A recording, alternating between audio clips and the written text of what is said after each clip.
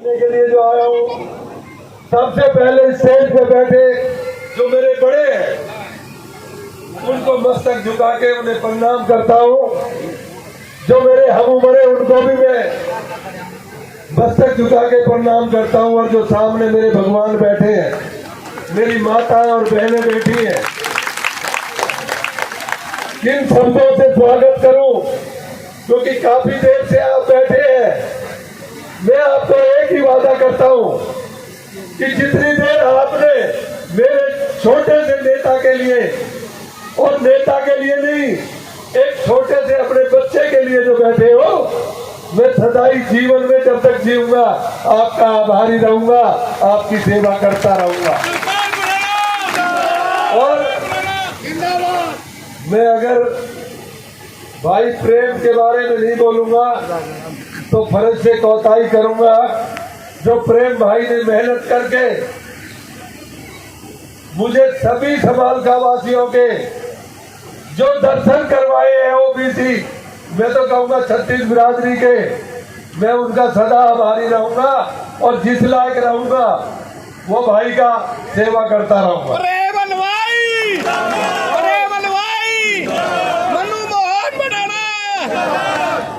2 minute नारे तो बाद में कहते हैं ना, पहले नारे के लायक बन जाओ फिर नारे लगाओ।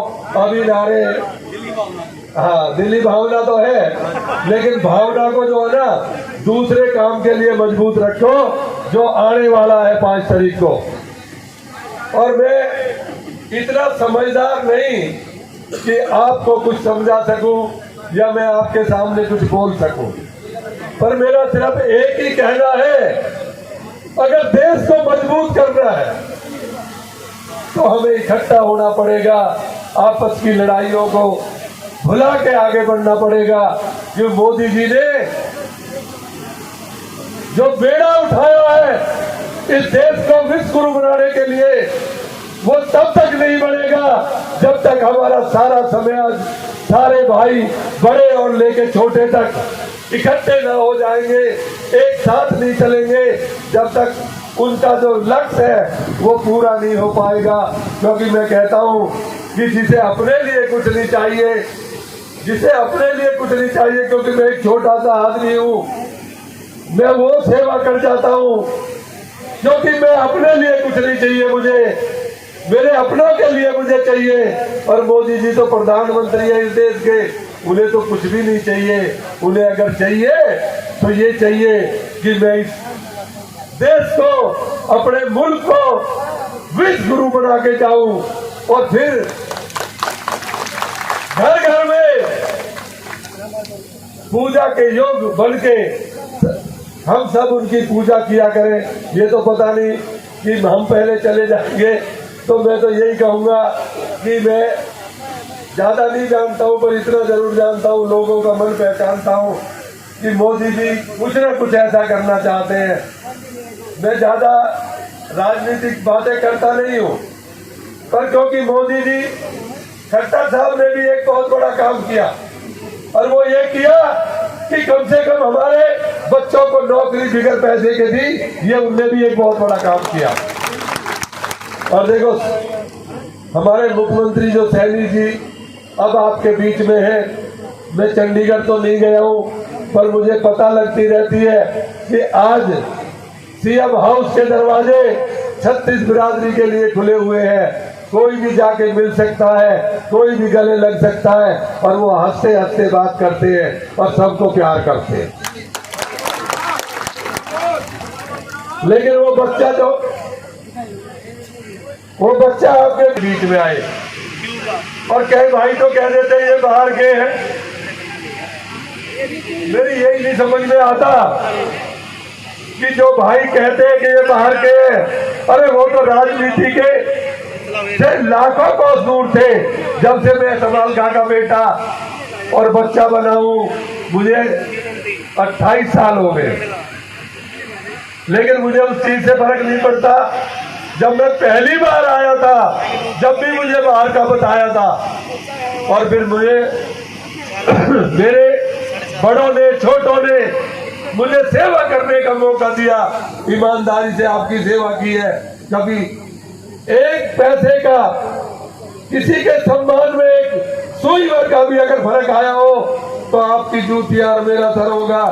और जो बेटा आपके बीच में आया है, जिसको कहते हैं कि वो बच्चा है, वो तुम्हारा बच्चा है, लेकिन अपने हकों की तरफ अगर कोई देखेगा ना तो उसकी आंख भी निकाल लेगा, वो ऐसा बच्चा है।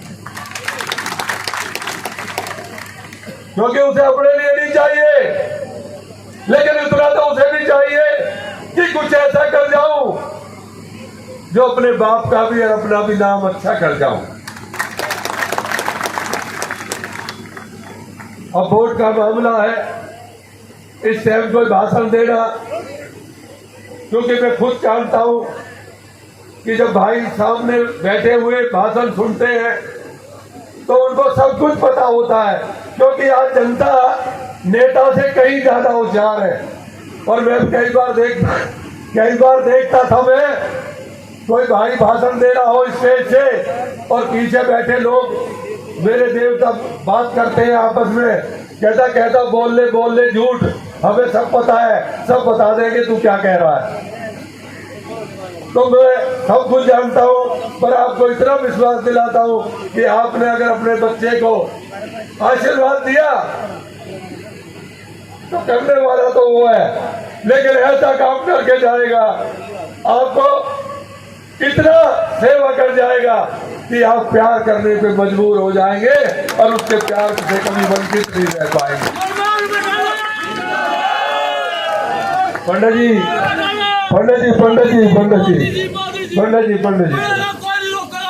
हाँ पंडित जी, अच्छा पंडित जी।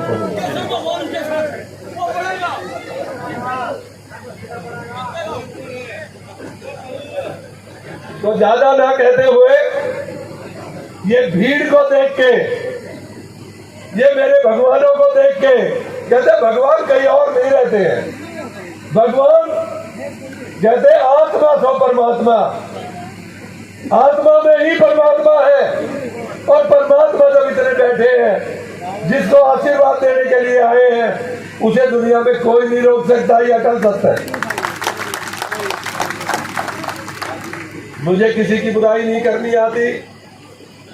अब तो ज्यादातर तो जो मेरे साथ जो ना पर्चा मांगते थे ना, जब मैं गांव में जाता था तो बच्चे थे छोटे छोटे, वो पर्चा और बिल्ला मांगा करते थे, बिल्ला दे दे पर्चा दे दे।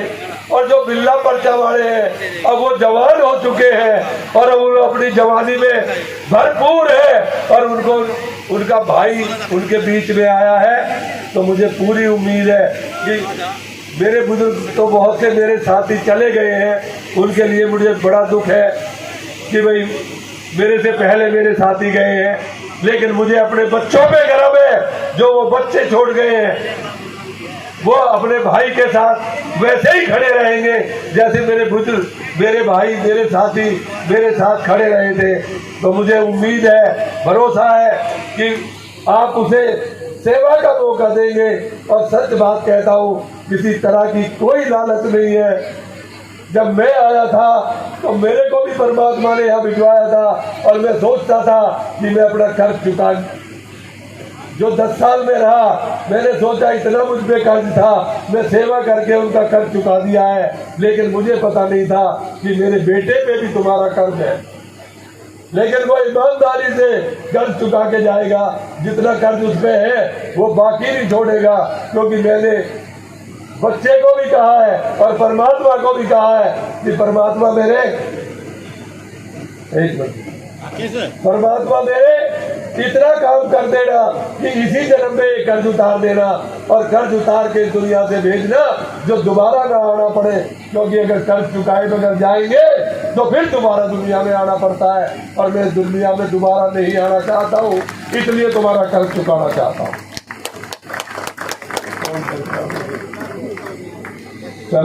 किसी तरह की दिक्कत देश में नहीं रहती है, वो विश्व गुरु कहलाता है। तो मेरा तो यह है।